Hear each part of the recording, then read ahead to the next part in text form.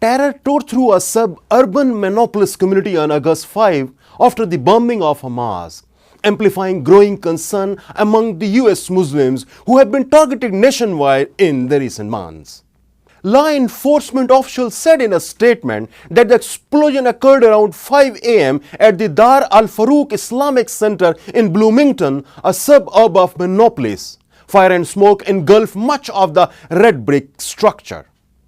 FBI is leading the ongoing investigation along with the local law enforcement. Authorities say they believe an improvised explosive device, also known as IED, was to blame for the blast at the mosque, which primarily serves the area's largest Somali community. Post-blast environment is very detailed. You search the wide area to attempt to recover as many components as you can of the device to help us understand how the device was made, sending items to our various labs for further analysis. The explosion in Minnesota, which authorities had not yet labeled a hate crime, occurred at a time when students have shown an uptick in violence against Muslims and as rallies targeting Islam have propped up across the country. Muslims make up 1% of the population of United States, are about 3.35 million people, and are one of the fastest growing religious minorities, according to the Pew Research Center. Last month, Pew released a survey that showed 48% of Muslims said that they had faced some form of discrimination in the last year, such as name-calling or threats. The survey, which questioned about 1,000 US Muslims from January through May 2017, also found that 74% viewed President Trump as unfriendly. During the presidential campaign, Trump called for a complete ban on Muslims entering the United States after a terrorist attack in San Bernardino, California, carried out by a married couple who were inspired by the Islamic State terrorists. More recently, Trump issued an executive order banning travel from 6 majority Muslim countries, an effort that has led to legal wrangling and is heading to the Supreme Court of the United States. The Trump administration has said the ban is needed to keep Americans safe. The survey from Pew found overwhelmingly negative views among American Muslims toward Islam, Islamic extremism, with more than 4 in 5 describing it as a threat to the world. While many Muslims voiced concerns in the Pew survey, nearly 84% categorized Americans in general as friendly. Moreover, more than 6 in 10 US Muslims polled said they believed Islam as still not viewed by others as part of the country's mainstream. Even so, an overwhelming majority said that they were proud to be both Americans and Muslim, and a large majority saw no clash between Islam and democracy. While police continued to investigate the bombing at the Minnesota Mosque, Ibrahim Hooper, a spokesman for the Council on American-Islamic Relations, called on Trump to condemn the attack. The White House did not release a statement and did not respond to a request for comment.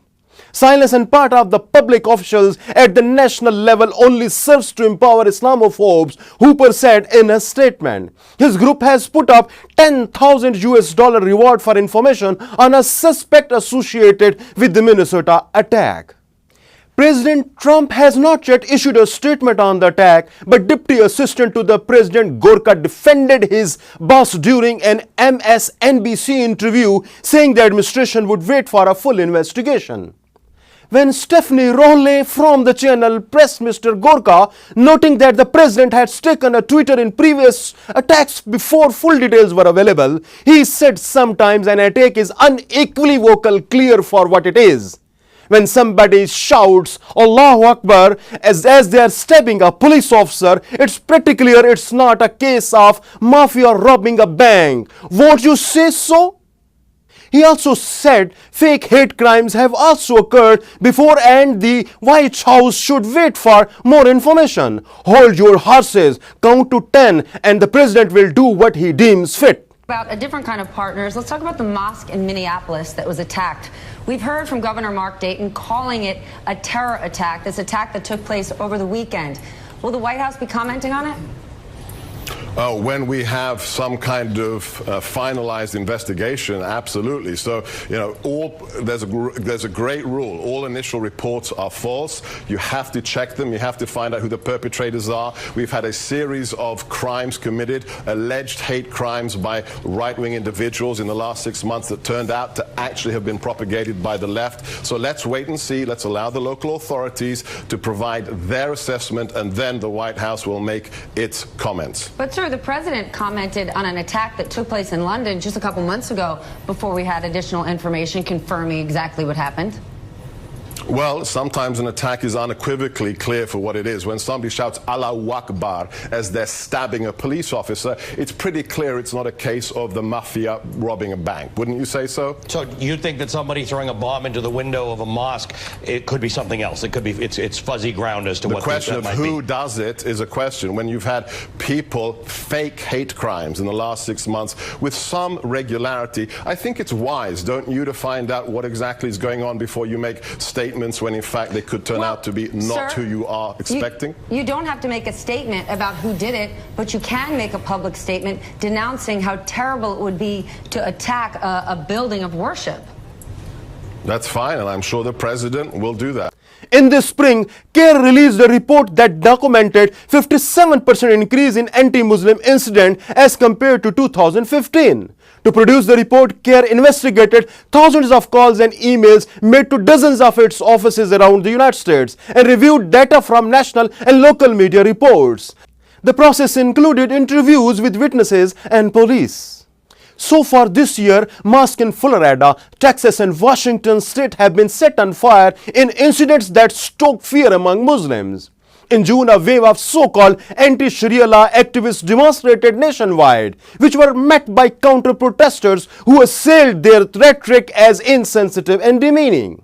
We have to protect America, our citizen, and our way of life, Leila Merker, 49, told the Times in June. Sharia does not belong in the United States, added Merker, an assistant manager for a big rig dealership who protested in Atlanta. Yasir Abdurrahman, a worshipper at the mosque, told the Associated Press the explosion was unimaginable. We came to this country for the same reason everyone else came here, freedom to worship, Abdurrahman said, and that freedom is under threat now. Every other American should be insulted by this. Social media users have also voiced frustration at what they have described as a double standard. Some questioned why US President Donald Trump failed to respond to what they have described as a terrorist attack targeting Muslims. Mark Foreman, an editor at the progressive-leaning Mother Jones magazine, said Trump's silence was due to the target of the attack.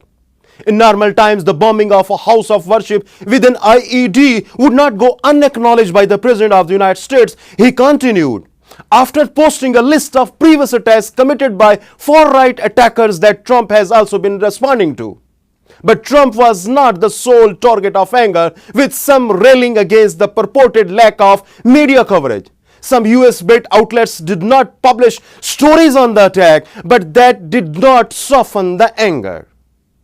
One Twitter user wrote, "Someone bombed a mosque in Minnesota recently. You probably did not hear about this because mainstream media lies to demonize Muslims." Activist Sirmanjeet Singh accused the media of avoiding the term terrorism. Are you kidding with this headline right now? Can you not tell it's terrorism because Muslims were the target? Why the double standard? Simranjeet Singh said in response to a New York Times article which used the term explosion to describe the attack. As with other recent attacks, well-wishers were quick to make donations to the mosque to help it repair damage to the mosque. Hundreds of people had donated a total of more than $12,000 to repair the damage on 2 fundraising pages on net.